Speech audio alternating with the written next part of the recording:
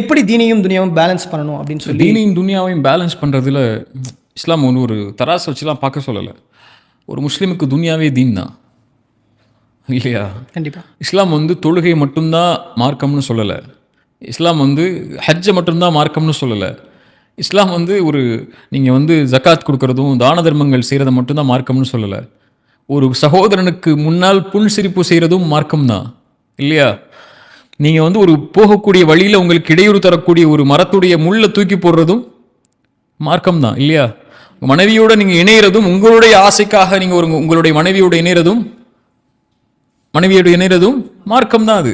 அதனால் இஸ்லாம் மார்க்கத்தையும் துன்யாவையும் பிரித்து பார்க்கல.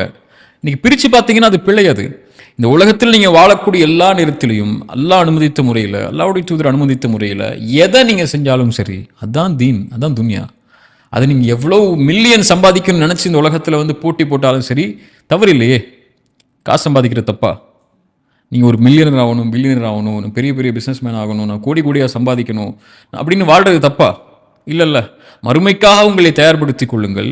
வலா தன்ஸ நஸீபக மீனத் துன்யா. துன்யாவுடைய விஷயத்தில் உங்களுடைய பங்கை நீங்கள் மறந்துடாதீங்கன்னு தான் நல்லா சொல்கிறா.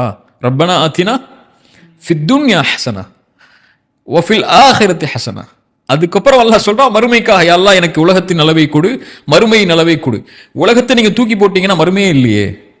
இதை பேஸ் பண்ணி தான் அல்லாஹ் உங்களுக்கு மறுமையை வச்சிருக்கா. இப்போ இதை பேஸ் பண்ணி மறுமையை வச்சவன் ஒவ்வொரு நொடியிலையும் இஸ்லாமை வச்சுட்டான்.